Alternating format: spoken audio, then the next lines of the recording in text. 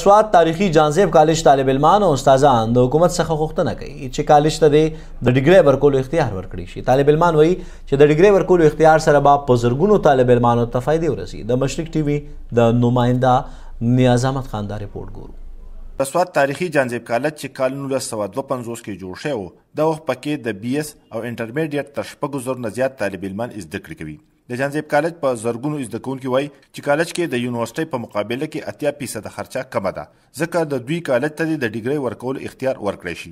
کوالیفاید سټاف پکې هم شته، سټوډنټس هم ډېر قابلان دي سر. هایسټ میریټ زموږ سر زموږ د کالج او سر ډېر زیات چې دی ښه کالج دی. د دې سټیټس چې کوم دی اټانومس سټیټس دی ورکړی شي او دوی خپل ډیګریان په خپله چې ایشو کولی شي، نو دا به ډېر زیاته ښه شي زموږ د سوسایټي. د کالج پرنسپل وینا تر مخه د کالج ودانۍ د معیار مطابق ده. د زده کوونکو لپاره لویه لیبارټري او لایبرري شته. دغه رنګه د جینکو او هلکانو لپاره 3 هاسټلې او کوالیفاید پروفیسران موجود دي. اوس دی راغلی دی د بي اس په لیول باندې په ثابته صوبه کې په بل کالج کې دومره ډپارټمنټس نشته څومره چې په جانزیب کالج کې دي، ځکه زموږ سره 18 ډپارټمنټس دي. زموږ سره ټول انفراسټرکچر موجود دی. زموږ سره مطلب د بلډینګ سپیس هر څه زیات دي، کافي دي، بلکې د کافي نه هم زیات دي. موږ ډېر په اسانه باندې کو دا ډیګري ایوارډینګ سټیټس دې ته میلاو شي، موږ ډېر په اسانه باندې چلولی شو. د کالج لپاره په نوي بلډینګ هم کار روان دی چې روان کال کې به سرته ورسي. د کالج ډیګري اختیار په اړه د سیمې ایم پی ای په زلکیم وایي چې دغه مسله به وزیر اعلی ته وړاندې کوي.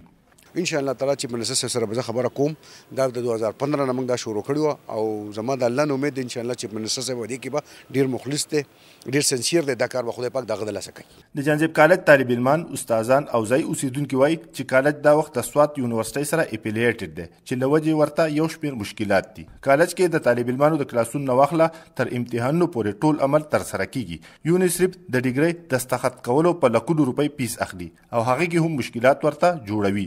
د کیمرمین لونګین سره نیاز احمد خان، مشرق ټي وي، سوات.